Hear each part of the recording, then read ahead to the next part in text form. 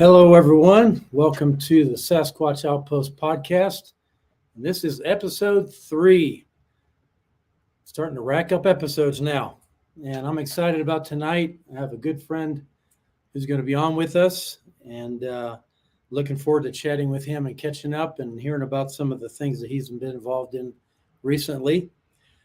We've been working hard, as I mentioned last week, on an addition to our museum of adding or changing a storeroom into a theater so we can fit more people to watch videos all at the same time instead of having to wait their turn in our little video room that we have now.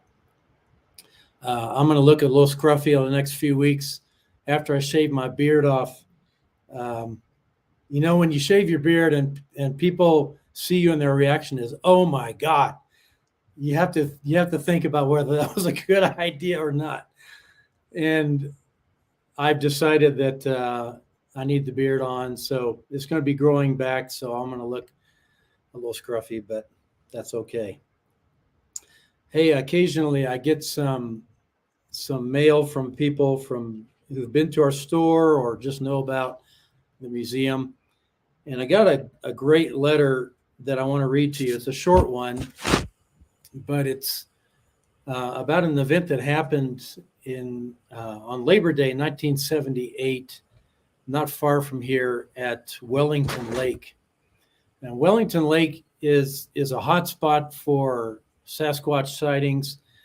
I think over the years we've probably recorded maybe 10 or 12 incidents of either vocalizations or actual sightings.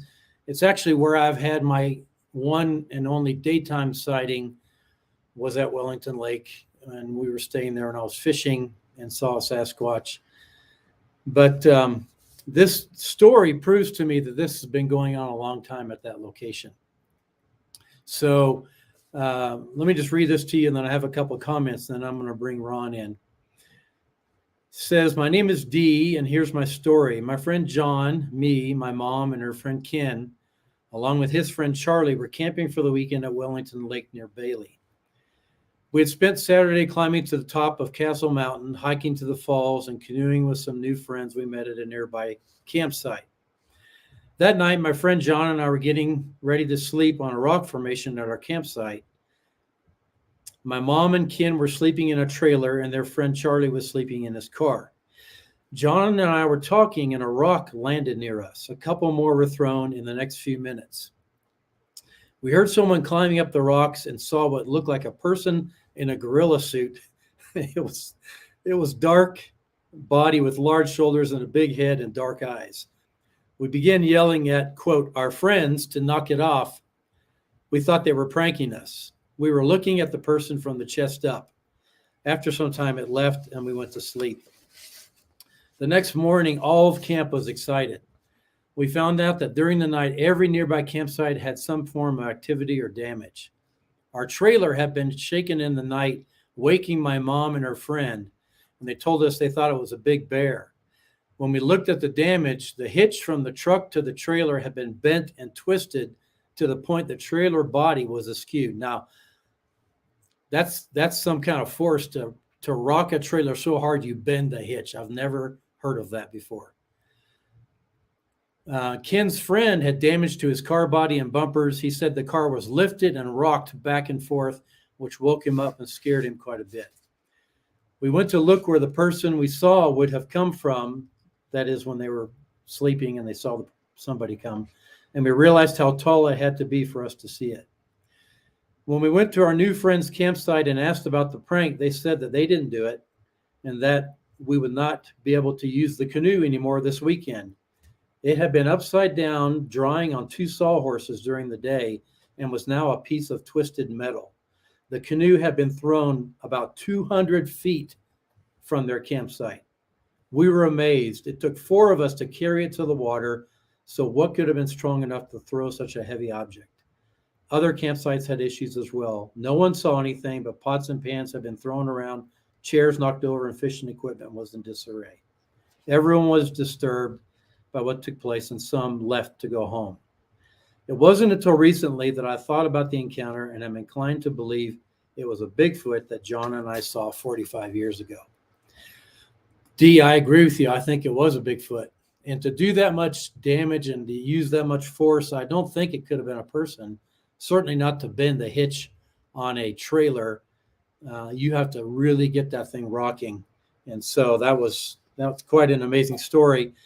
And one more example of Sasquatch interacting with us. And unfortunately, it wasn't a great example of them being kind or just walking around and checking out the campsite. This time they really got involved and affected everyone in the campsite. So, interesting story.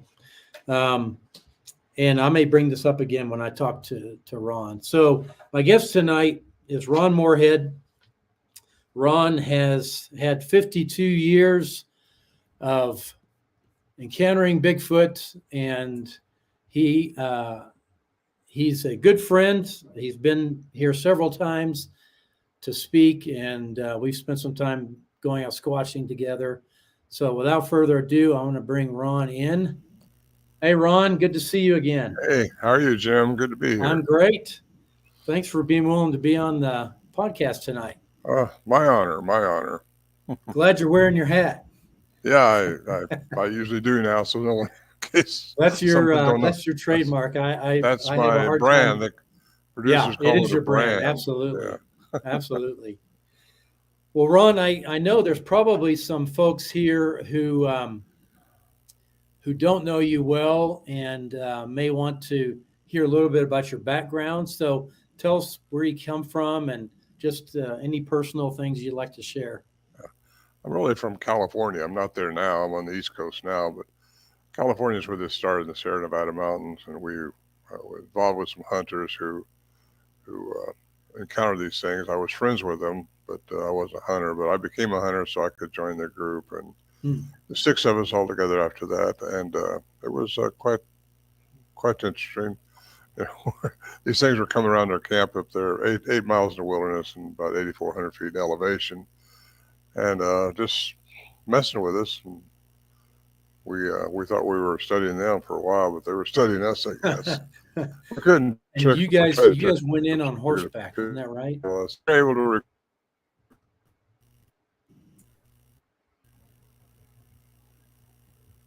You say, I'm sorry.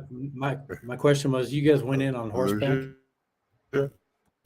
I can see you. I don't know if there's something up with the connection here. Can you hear me now? Yeah, I can hear you. Okay, I hear you. So, all right. Well, anyway, it's 8 miles in the wilderness, 8,400 feet elevation, and quite imposing area to get to.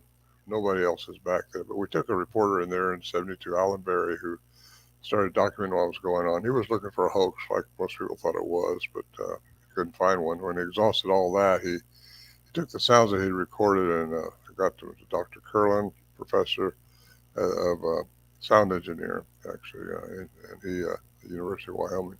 He studied them for a year and gave a report, wrote a paper on it, and he showed where they're above, inside, and below the average human range, represented that animal 8 foot tall.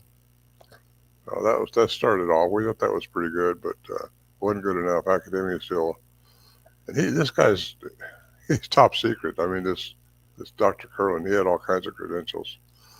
Anyway, it's still hard for some people to get it around their heads that this isn't just an ape running around the woods.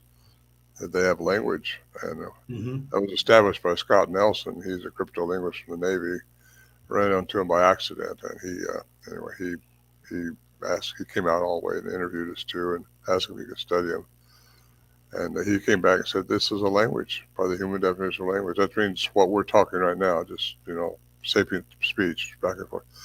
And according to Dr. Lieberman at Brown University, only humans have the mechanism for language. Only humans. Only species on this planet has a mechanism for language. These things have the mechanism for language. And you can't get any better than Scott Nelson. The guy, there's only a handful of them. He's a 2-time graduate of the school in the Defense Language Institute, California. But anyway, and plus, he's very credible. Scott is very credible, and I respect what he's mentioned about the language. And he even came up with a Sasquatch phonetic, what was it, phonetic alphabet? Was that what it was? Yeah, he transcribed the language. Didn't translate it. He can't translate it till one of them comes off behind a tree and points at a tree and says "ooga," and then "ooga" means a tree. Until then, you don't know. Right. So we didn't know. I didn't know what they were saying when that night I interacted with them in '74, and I got that on tape. Yeah. And quite a night for me then, because it's not I got to see one because they're very elusive. Very elusive. Yeah. Oh, man, fast, very fast. Well, it's always an interesting idea to repeat back to an unknown being what you hear them saying, because you don't know what they're saying. So I know. You could be saying something you don't want to say. Well, I was trying to mimic them, and they thought that was funny, I think. But they laughed. I remember them laughing on the recordings, which is also a very human characteristic, laughter. And well, you know what all this tells us, Jim, is it tells us that they're a human hybrid, or we're a Bigfoot hybrid, or something like that, because there's a human component in them for sure if they have the language, and they do. So that's a big deal, I think. And I don't know why that, along with the Patterson film, along with what we've got, we got hours of recordings, and it kind of shows their personality, and it shows, because you hear them angrily talking to each other, and then you hope they're talking to each other, not just argue about who's going to eat us first. You didn't know that, because everybody thought it was just a big monster in the woods, ape. Right. Seeing their footprint out there, it's huge. And how many years did you go up there and they came to the camp? Oh, I didn't count. I didn't count. I mean, I'd go up there. Did they come every time you went? No.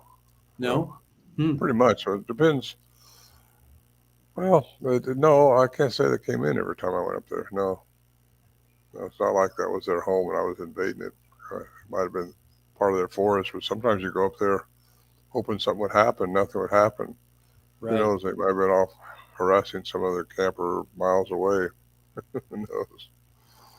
But I don't know. You never hear. I heard other reports within a few miles of that area, but nothing to the degree that we had them. Were repeated encounters over years, actually. Did they leave tracks around the camp? Oh yeah, certainly. Yeah, we cast them. Did you? And did they change in their behavior towards you guys over the years that you encountered them? Absolutely, yeah. It sounds like the first recordings we had there sounds like they were very intimidating. They were maybe trying to scare us off, or who knows? Don't know what they were thinking, but they were very aggressive sounding. And it wasn't until 1974 when I was interacting with them, when we were outside, and that's when they started yelling at us. But the tone of their inflection of their questions and what they were doing was totally different. Scott Nelson says it's the same family, same vocal mechanism did the first ones that did the second one. So I got these in 2 separate CDs, and you can hear them pounding rocks rhythmically, and trees, and you hear the whooping sounds, and then you hear them talking, and then that's the night I recorded the samurai cry, people call it, and that's the night I saw one too, and from a distance, streaking through the woods. Very exciting night. And since that time, have you heard any recordings that compare to what you guys recorded? I heard something from Ohio. In fact, I thought the guy plagiarized my sounds, and I dug it up and got a sound graph on it and tried to match it to anything I've released, because we got a lot of sounds, but I want to release certain ones, and I couldn't match it to anything. So he didn't. That was Ohio. And, so things are going on all over the different states, not just the United States, Alaska, Canada, a lot of stuff in Canada. And so as you know, I was up in that Alaska Killer Bigfoot series here a couple of years ago. Yeah, I want to ask you about that in a minute. Here's a question, Ron, I want to show you, see what you say. What held your structure together at the camp? Well, we had a circle of trees. Trees grew in a circle there. I mean, they did in this one area.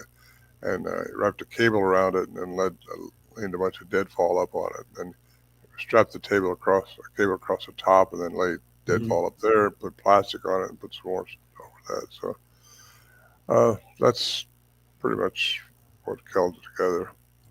And all 6 of you slept in there? No, well, no. Sometimes all 6 of us didn't get up there at the same time, because it was only 5. It was only 5 after this one guy would go back, and that was the first night. So, and some guys couldn't get off work when I could. I was fortunate that way.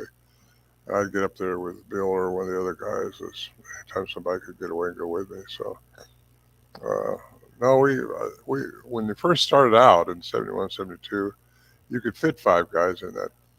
Kind of squeezy, but you could do it. But now the trees are growing up and started closing in on you there, and then first thing you know, it wasn't. But 3 is all you want to sleep in there. And pretty soon things are getting bad enough, and you didn't want to sleep in there, because it's where the Johnson brothers had their Armageddon stash, in case everything went to hell, they could get up there and live. So did you guys you slept in tents as well outside? Not until after the shelter was taken down in 2015, but occasionally we would set up a tent out there, just if like so the Johnsons, Warren Johnson sometimes brings his wife up there, and if you had a wife or had a woman up there, you usually had a little tent set up, and we kept a tent up there. So. Always helped pack stuff in. Did your campsite burn in recent fire? I don't know. It was burning when I was up there with David Paulides doing that filming, 411 The Missing Hunted. And things were on fire all over California. And when we left, they said that mountain was on fire. But I flew over in a little airplane a couple of months after all that, and when it settled down. And it didn't look like the camp area itself had been burned. It just looked like there's still a lot of trees around the whole area right there. So, well, no, I don't know if I'm going to get up there this year or not, but haven't been up there since 2018. Okay. And I don't know anybody that has. In all the years that you guys were up there and had interactions with them, did you guys ever feel in danger from them? I was 29. Nothing could hurt me then. Yeah, invincible at 29. And so I really didn't always challenge myself on fear and try not to have it. We all carried high-powered guns. There's no doubt about that every time. So we felt like we were kind of safe, but I'm not so sure about that at all, really. These things are so huge. I'm not sure how much the guns would have affected them. I mean, it would have affected us if we'd have been deaf by the time they broke through there. Well, there's talk among different researchers that you should never be armed. You should never take a weapon. Obviously, you guys were heavily armed, and they still came in your camp. Yeah, I think they know your intent. They can read your aura. Energy has aura, and we're all energy at the most minute level anyway. So we all carry an aura around it. Animals can read your aura. I know Hmm. my horses can read auras. They know when someone's afraid of them or not. And a lot of dogs can do that. A lot of animals can read that energy that's around you. And they could, because we weren't trying to, capture a Bigfoot or shoot a Bigfoot or expose them or nothing like that. We were just Right. up there. It was a hunting camp and had been for the Johnsons since 1958. So they've been going there a long time. And it wasn't until 71 when they started having their encounters when I started going up also. It's interesting. Here's a question from a gal. She's asking, did the Bigfoot ever interact with you differently when women were present? Did you ever have women in the camp? Yeah, we have, and they wouldn't interact with us at all. They wouldn't interact at all. No, Interesting. no. They wouldn't come around if we had children or women there. Hmm. And I mentioned that a little bit in one of my books. It could have been that you don't know what you would do, or you may not know. I may not know what I would do if I was to see something like that monstrous looking thing, and my child was there. Yeah. They might know more about what you would do than you would know. I don't know. I just a guess, but they didn't come around when we had women or children. Of course, we didn't take Hmm. little kids up there. It was usually Right. when kids got Yeah, older. that would have been a long trip for little kids. Well, yeah, sometimes we let them ride horses, but my daughter Rhonda, she went up there with more than anybody, and she could just haul in and carry her little backpack, and I'd carry mine too. I think I took Rochelle, my youngest daughter, who's now passed away. She went up there when she was 12, or I think around 12, and they can walk in if they're, it's just a tough trip, and I think Yeah. David could tell you that. It's kind of ludicrous to think somebody could get up there and play this trick on us, something like that. That's what a lot of Exactly. people To go thought. that far and go to that effort. Well, you just and not leave any sign other than their Right. tracks. Right. That's what's puzzling to most people. Once you get up there, go through what you got to do to get there, you realize just how ridiculous that sounds. 'Cause, yeah, Well, it's and tough. nobody else knew where it was, did they? No, not that I No. know of. I mean, Yeah. even if you knew where it was, if you'd only been there once or twice, you probably couldn't find it. Right. Just really, you know, I like to get up there again just to see just how the trails are if they got the trails Yeah. open. I talked to my friend Bill the other day. He was talking about maybe trying to get up there again. He hadn't been up there in ages, and he hadn't been up there since 2015 when they took the camp down. They had to take everything out, Forest Reserve. So now anybody goes in has to take tents in or sleep out in the open or something, and whatever you take in, you got to take out. That's just the way Sure. it's supposed to be Sure. anyway. So they took 9 mule loads out when they cleaned up that Wow. camp. That's how much stuff had been taken in there. We carry stuff in there basically so like our sleeping bags and other more clothing and stuff like that and food. So canned food. So when we got up there, you could walk in and not have to worry about animals. You could just be there. Right. Just you know, So that's did you have pack horses with you carrying a lot of your gear? not all the time. Just when you want to take supplies in or just take it easy. Because it's an easier trip on a horse, but you got to have a pretty good horse to do that. Yeah. I've been thrown off. Me and my horse has been off the edge a time or two up there, Yeah, I've heard and about some of those horse wrecks that you had. ribs too. Yeah. Four broken ribs, broken thumbs, twisted wrists, everything. But that's just part of the game. Horses are well. If you got a good wrench, a good trail horse is what it takes. Something that's not going to get skittied every time a mouse runs across the trail or something. You know, 'cause there's rattlesnakes up there too. I was walking up there one time and ran across a rattlesnake on this trail, and we've actually got a headband made out of a hat band made out of a rattlesnake, Hmm. 52 inches long that we had to shoot up there. Had over nine and a half rattlers on it. Wow. That's an old rattler. Here's a question, Ron. Somebody asked, you talked about the beings burying meat at the campsite.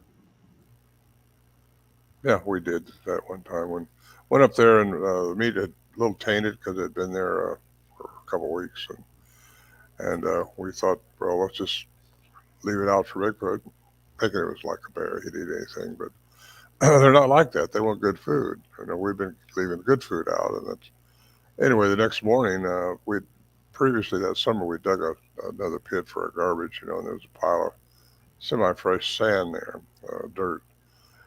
And the next morning, we found the meat buried under there. We seen this big handprint on the dirt. Got a picture of that too. Huh. Underneath that's the meat. So they didn't just throw it away; they buried it. They buried it. Wow, that's Well, interesting. I Again, never that's thought another about that. characteristic that you wouldn't Yeah, find with regular, just a normal animal. I don't think so.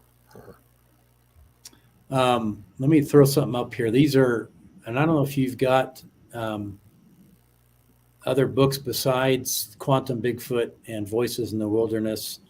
Um, did you mention to me you're working on another book?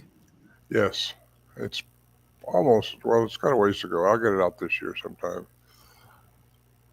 And what's And that so one going to be about? Bigfoot. Surprise, A little, surprise. just going to expand a little bit on what it probably means to us and how people Okay. should kind of look at the bigger picture here and what's really going on.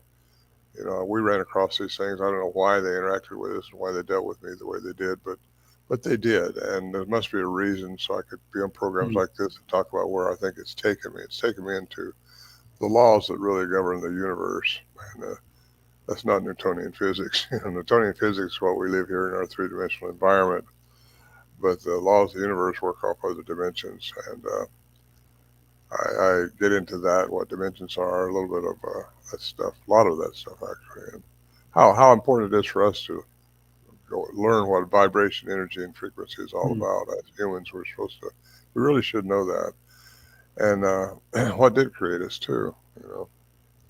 What is God?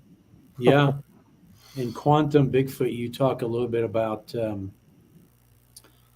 what you believe is their ability to change. I don't remember if it's changed their vibration and be visible or invisible to us. Yeah, we see within a certain frequency. Everything is a frequency, and we see between 430 and 770 terahertz. That's our light's frequency. Something gets out of that frequency, you're not going to see it. Animals can see differently than we do. A lot of animals can. Cats can see better at night and see different out of our frequency. But I get into how that happens too. The physics behind how something can just go out of our perception. And if it goes out of our perceptions, that means it goes out of our dimension. I mean, where's all these other things that are around us? A lot of things around us we don't see. Because there's 10 dimensions at least. Fourth dimension is time. That's the step after us, and we're living in a linear time frame, one day after the other. It's not really like that.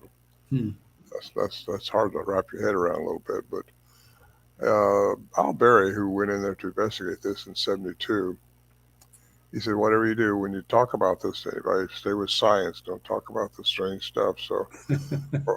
For a long time, I didn't, because he was a master's in science. He was no dummy, and not that if you don't have a master's, you're a dummy. But I thought, well, there has to be an answer to the anomalies we were experiencing up there, not just the sounds, but the lights, the other sounds besides vocalizations, just things that you couldn't figure it out. So you just kind of put them on the shelf until you work on it. So I started trying to figure it out here several years ago, and it got me into quantum physics. I found out through Dr. Christopher Breyer at West Texas A&M that everything from the micro world through the macro world, through the cosmos, works according to quantum physics. We can't deny Newtonian physics, 1687. The modern physics, which is quantum physics, is only a little over 100 years old. And that's what Einstein studied, Tesla, all these physicists that you can read about. They studied theoretical physics, and it's all established by mathematics. But how they disappear, I think they can create a frequency that goes. Okay, let me back up just a minute. In 1933, Dr. Paul Dirac, he's from UK, but he was in Florida, and he got the Nobel Prize for antimatter. And antimatter means matter is interchangeable. Matter and energy are interchangeable. And Einstein said that too. You find the frequency of anything, you can change its matter. Matter and energy are interchangeable. So that would answer all the questions that people have. Well, the trackways just stopped. Well, it's happened to us a couple of times up there, and I heard reports about that all the time. Most researchers, they just throw these people out with the baby water because it has to be picked up by a helicopter or it's a hoax, one or the other. But no, they can do that. If they can change their matter into energy, and I think that's how they're doing it. Just talked to too many credible people that have saw this happen. And it happened to me. I was up there with my daughter. She had a sighting. And we found the trackway, started following it, and all of a sudden the tracks just stopped.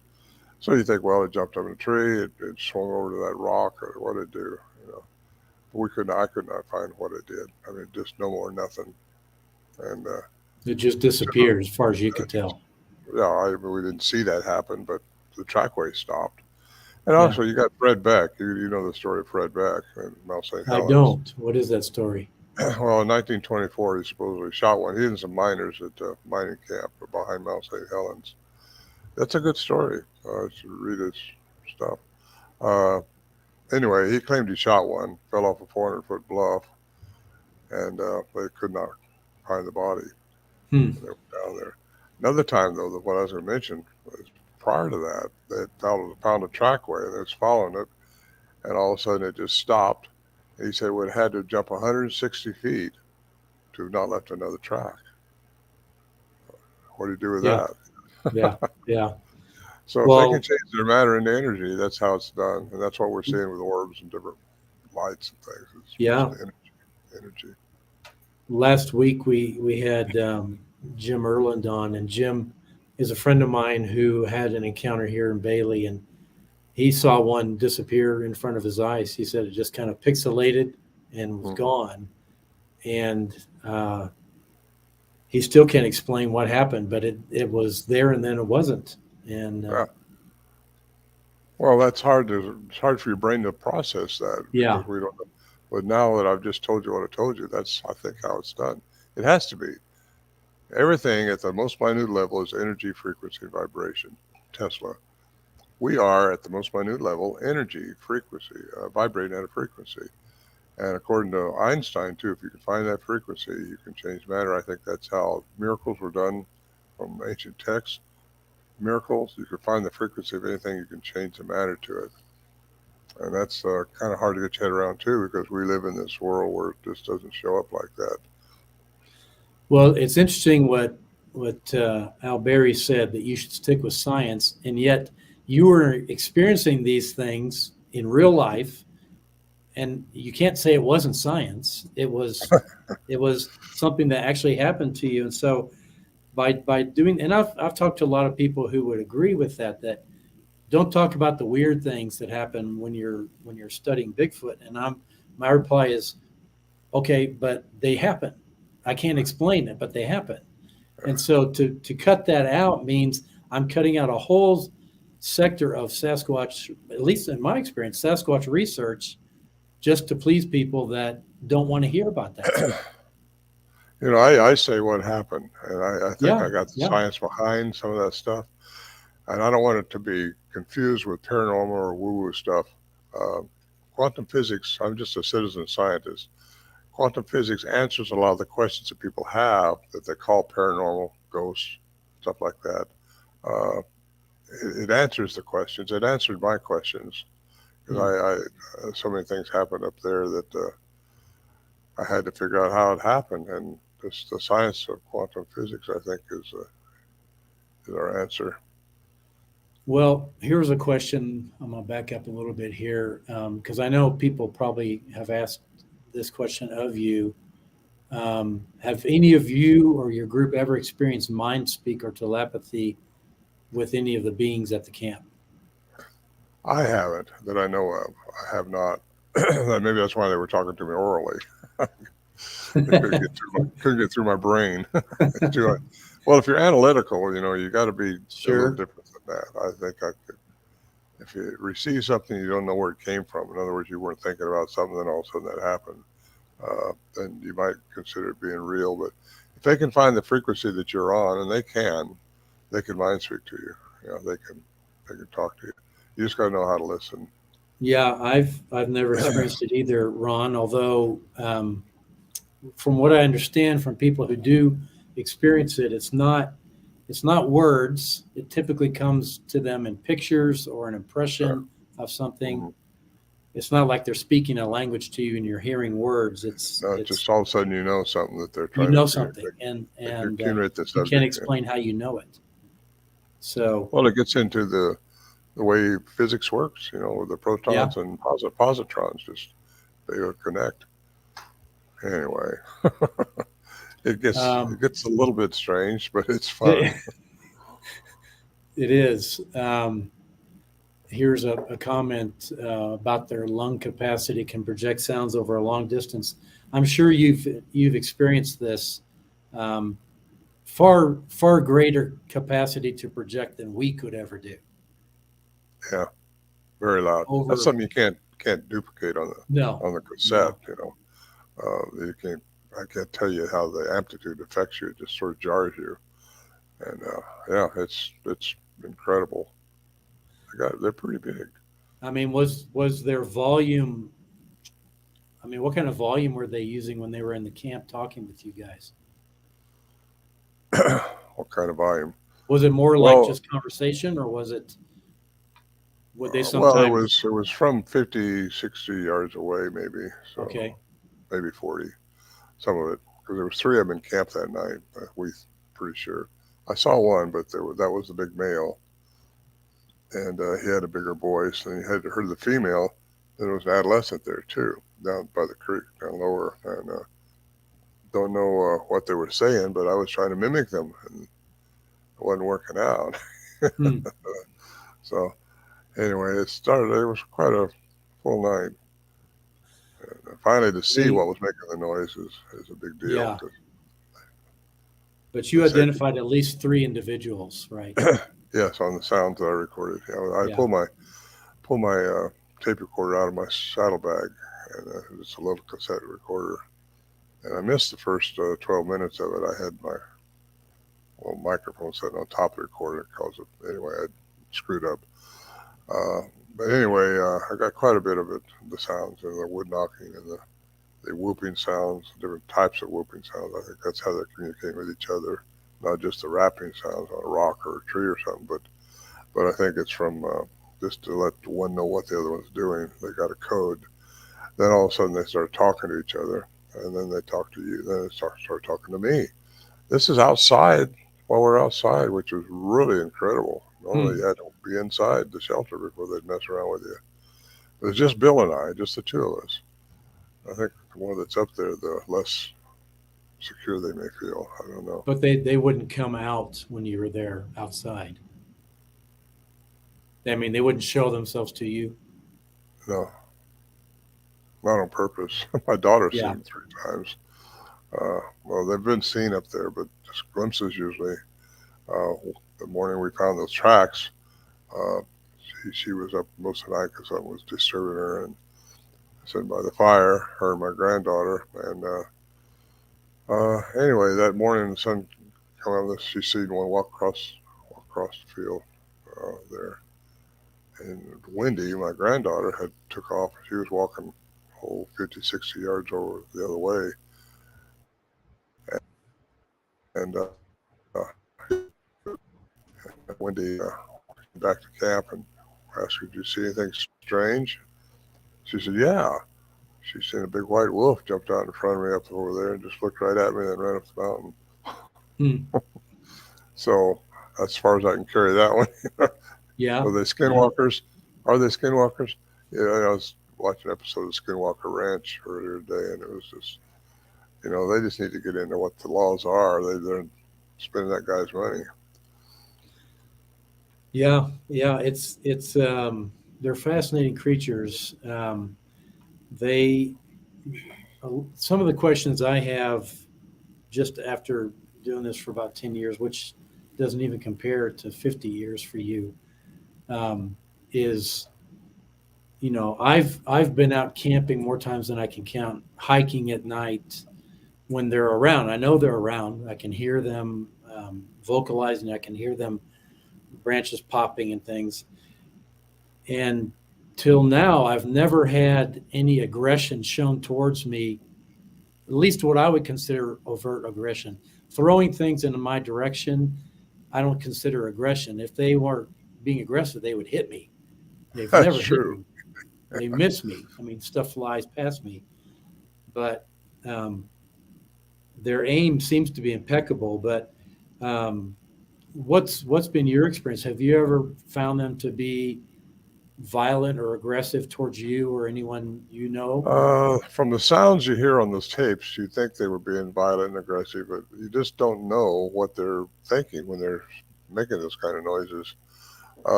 One time, one of the Johnsons was coming up there from an unusual direction, and he had some big rocks thrown over his head. Hmm. And that just generally means go a different direction. Maybe they got a young one there they don't want you messing around Yeah. with, or something. I don't know, but they just don't want you that way. Yeah. Well, And they certainly have ways to communicate to us when they don't want us around. they could take you out, that's for sure. They can take us out. There's no question about that. They're big enough and strong enough, and so that's always in the back of my mind is, if they wanted to, I mean, my gut feeling says if someone is harmed by Sasquatch, it's after they've been warned and didn't listen to the warning, perhaps.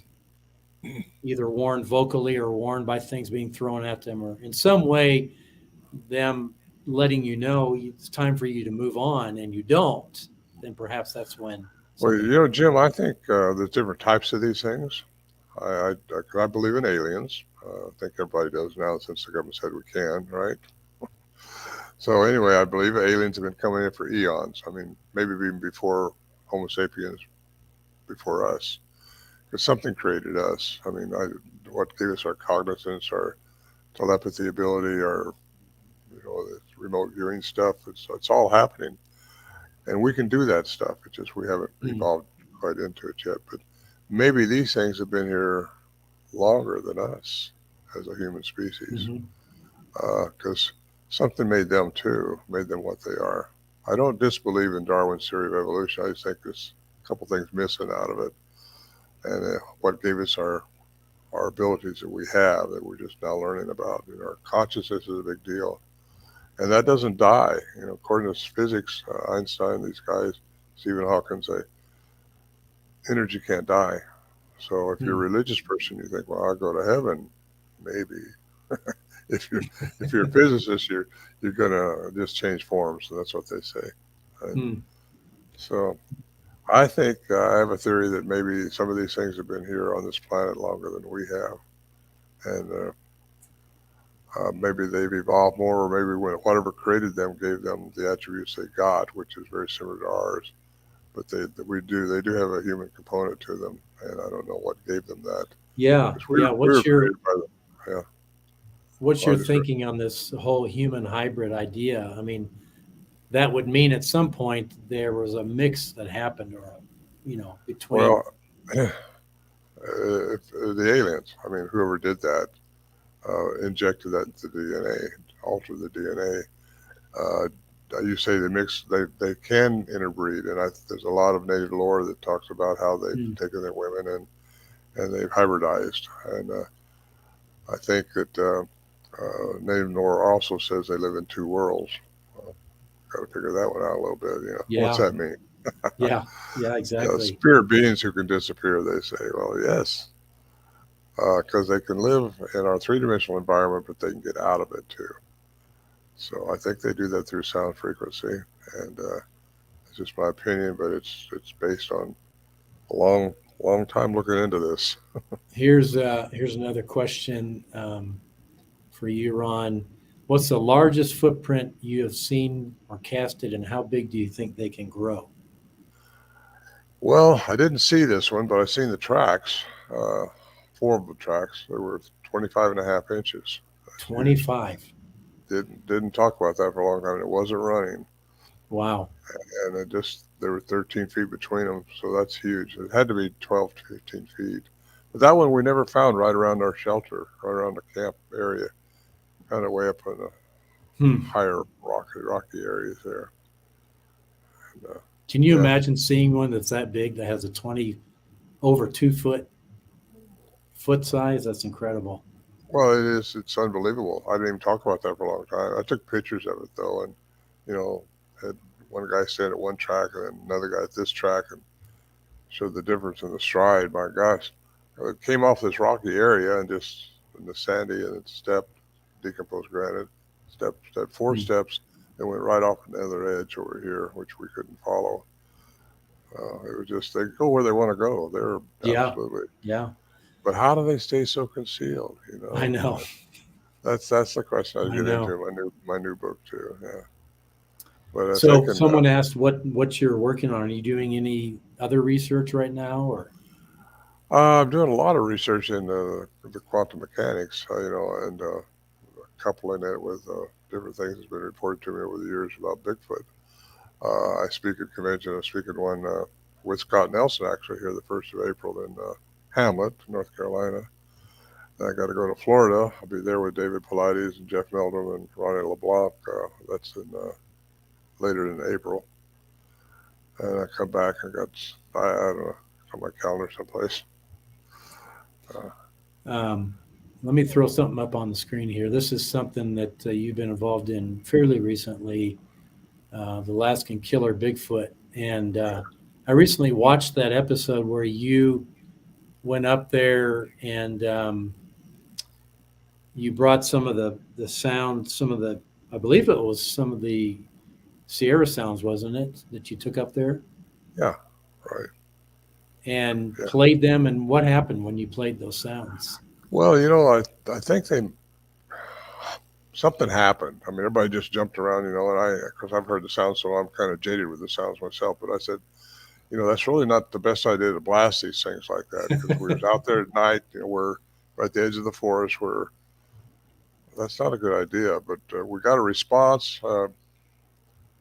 from that, and I'm not sure if it was a yell or a scream or a knock, but Or growl, it seems like maybe you guys heard. uh, you know, I I got to look at that again myself because I forgot. I just know they got something going on up there. I really believe that. There's something huge up there, but they were all afraid. And the thing is, this one guy, I say afraid, this one guy, he's there just to protect us. He had a high powered rifle and all. He's Hmm. a nice guy, but I can guarantee you, if someone comes screaming out of that woods at us, he'd have shot it. He wasn't going to get a shot off. Yeah. Well, I say that, but I got a feeling when I flew over that place in a helicopter and just circled it a few times. I seen where years and years ago, because this all happened in the 40s. Those that don't know the story, the camp was abandoned by the natives there in the 1940s when 30 of their members got mutilated and killed, and it wasn't a bear. They said they'd been seeing this Bigfoot-like creature, Hmm. and so I got a feeling if they'd have saw that, they'd have probably shot at it just because that might have been what pissed it off and had them got tore up and killed. I don't know. But the thing is, I think they were encroaching a lot on the territory there because when I flew over the helicopter, the trees had been cut, a lot of cut because there's already new growth coming up. But they was overfishing it from the pictures I saw and over timbering it. And I'm writing a whole chapter on trees. There's something going on with these things in trees. I think it Hmm. really ticks them off when you cut the trees. And that's their home. I think if they were encroaching too much and doing too much, because there was also mining in there. And I said, if you just show respect for the property, come back here without the filming crew, just come back and stay here for a while and, you know, just see. Because if you show some respect, keep in mind who you are as a human. You have dominion on this planet. These things don't. Now, Yeah. some of them can kill you if they want to, but they're not supposed to interfere with us, really. Do Uh, you personally think it was Sasquatch that killed the people? yeah, I mean, I have no idea, but do I think that way? I lean that way, yeah, because Hmm. what else could do that? A bear would have eaten them. That's what animals do. And these things just something was mad at them. And why were they mad at them? Because I've had more reports over the years. I can't tell you how many of these people seeing these things when they're cutting timber, and something we're going to do. I don't know how to, you can't stop that, but Right. it just happens. And Peter Byrne, I just talked to him here recently, and he's still going, by the way, 95, 96, 97, something like that. Wow. 98. And anyway, he interviewed some loggers recently, and they were doing that, just clear cutting some timber, and they saw this Bigfoot walking right down towards them, and they were believers after that because they were total skeptics prior to that. But they'd rather intimidate you and get you out of there than to kill And you. yet, they're, when they could be violent, they're not. Most encounters that you hear about are brief. There's a brief sighting, and then the Sasquatch disappears into the trees, or and people often ask when it comes. You mentioned Dave Paulides and missing 411 books, and people often wonder, is Sasquatch responsible for these people disappearing? And I mean, who can say? Dave doesn't give an answer to that because he doesn't know. I mean, he's honest about that. But I mean, they certainly could be responsible. They have the capacity to take people Well, I and personally think kill it's us. aliens, UFOs abducting people. There's also a 20% of UFO sightings have a Bigfoot sighting at the same time. Mm-hmm. And I interviewed a guy, he probably hunts about 15 miles from where our camp is, and he'd been seeing Bigfoot around there, but he was a very credible guy. He hunted with an attorney friend of his, and he were hunting for deer. The deer runs across this little meadow and stops at the other side, turns right around and runs right back by him. Well, the bears don't do that, so they thought it had to be a bear over there or something. They're looking through their scope, and it was a Bigfoot. Mm. Comes right out of the bushes there and just walks away. And at the same time, he was in the same area. He was seeing a UFO in the daytime. He said he watched that UFO for probably 30 minutes hovering over this one mountain. So, in the Huffington Post, 2012, there's an article about come out of the Eureka Times from 1888, and it says this rancher, along with a bunch of natives, saw this small moon come down, and these three crazy bears jumped out of it. Huh. Supposedly, that's a UFO with three Bigfoots. Who knows? Yeah. I think they have a oneness that we're probably supposed to be headed for. And Do you think when you guys would see the orbs in the camp, do you think they were associated with the Sasquatch? how would you know that? Yeah. You don't know. I know the orbs were following the Johnsons around, according to them, and over their heads, pretty good sized orbs. While they walked around, these things were above them. Huh. And of course, you've seen the light that David reproduced in his movie 411 when it was floating by me up there in 2016.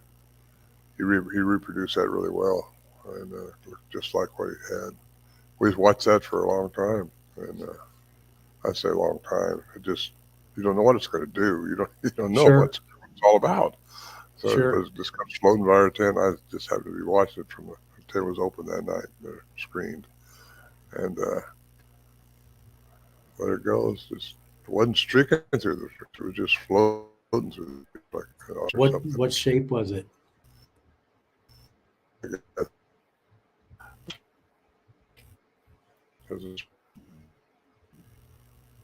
It was elongated. It was like a I relate like a lightsaber from Star Wars. Yeah. Probably 3 foot, 4 foot long Huh. cylinder. And And was it it wasn't like it was bright? I mean, bright. was it? No, it wasn't bright. It was Huh. just illuminated. Like, yeah. And I Interesting. seen a UFO up there in the '70s when these Bigfoots were around. A big round blue ball come down and lost it behind the trees. I don't know what that was all about, but that's when our Bigfoot stuff was happening too. Anyway, I But my mean, new book is you're going to get right. into, We don't know for yeah, sure that they're associated with the Sasquatch. It just seems interesting that these things show up when there's Sasquatch around, it seems. yeah, I think they have an interest in all this.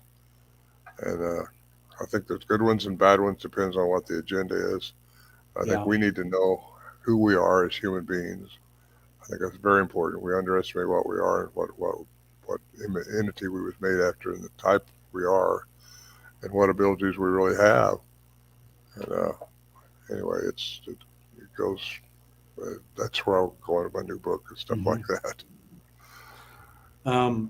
Here's a question I've never asked you, but because we do horseback trips in the summertime, and um, we're always watching the horses to see what they're doing, where they're looking. And did you guys ever have any incidents with your horses Oh, you mean while they're in camp? with a Sasquatch? Well, Yeah. when these things were making their sounds, these animals would be head right towards the sounds. They weren't scratching or pawing or nothing. They just stand there like they were frozen, just looking at Huh. that. But where a bear come around, they would paw and jump and Yeah. everything. But no, when these things were making their sounds, the animals in camp, they didn't fuss too much. You can hear one big pop on my or blowing sound, I think, on my second CD when I was interacting with these things. And if you don't know what that is, that was my mule. Anyway, Yeah. a mule. The last, I think it was the last night we were out on our last trip. Um, Twice in the night, I got up, and the first time one of the horses had been untied and he was off grazing by himself. This is about midnight, and you know that they if you tie the right knot, when the horse pulls on it, it tightens that knot up. And so I remember thinking, how did he get off? And I went and got him, brought him back to the tether, tied him back up. I got up a little later, and a different horse was off, and his whole halter was off. It was hanging on the line, and he was over there grazing. I thought, there's no way this horse got out of his halter and everything, because we didn't hear anything. They weren't struggling. They weren't, you know, um, Was the halter still hooked behind the it ears? was still hanging on the tether from the lead rope, and everything was But still tied on the tether line.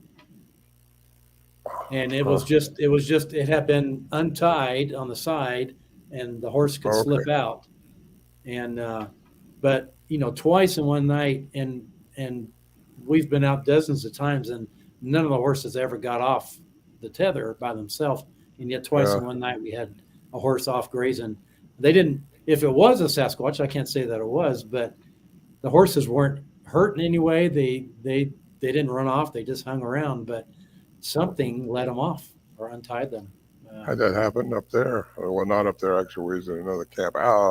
Scott Nelson and I tied his horse that I gave him and my horse and my pack horse up and tethered them from three different.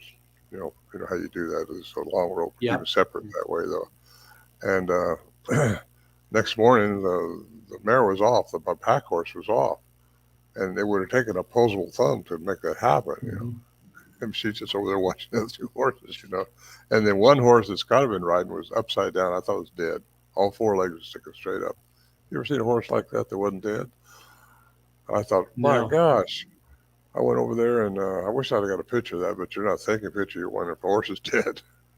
So Yeah. I went over there and kicked it, and it came up. But wow, what happened to that horse? We'll never know. But it was all that night, and strange things. Yeah. I think Scott told me that story, and he said that was Bo, right? The horse's name was Bo, I think. Mo, Mo. Mo. And he said he was kind of stuck between two trees, upside down, like his butt was Well, against one tree. the tree that I had, yeah, heard had that one tethered to. I mean, with a rope, and tied the rope around the rope. Was I don't know if it was stuck, but it wasn't stuck between the trees. It was just laying there between the trees, if I remember correctly. But I was coming off a broke rib too, and a sprung hand and everything Yeah. else, and I had some pain going on. But yeah, Yeah, crazy. And the horses didn't make any noise in the night to let you know that something was going on. Not that I know. I mean, Yeah. nobody else said anything, but Yeah, it's fascinating. It's fascinating. Every time I think I've got these things figured out, something new happens that I've never seen before, and I think they're like people in so many ways. I mean, yeah, their behavior is like us. personalities. Yeah. Well, Ron, I really appreciate you coming on tonight, and hopefully this has been informative for those who are watching and listening and learning some new things about quantum Bigfoot and some things that maybe people are going to want to think about a little bit. Well, it'll let you scratch your head if you read the quantum book, because it gets spirituality into it, because we're all spirit beings whether you like it or not. We're going to keep going. You're not going to die. Just your body's going to give up. That's all. You yourself are not going to die. You're going to go on. And you get into quantum physics, you realize that stuff's really real. And I was raised religiously, so I knew scriptures. So I started balancing some of the things I learned from some of the scriptures into quantum physics, and they're synonymous. Like Tesla said, well, one man calls God, another one calls quantum physics. They're synonymous. You get into the spirit world, you're into quantum physics. And that's an interesting concept. Well, it's true too. Yeah. Those guys studied the Beta, and yeah, it's interesting reading about them and learning more. Well, I will look forward to the next time our paths cross, Ron, wherever it might be, at a conference or who knows where. Yeah. But I appreciate you and your experience and your willingness to share all that with us tonight. It's been great.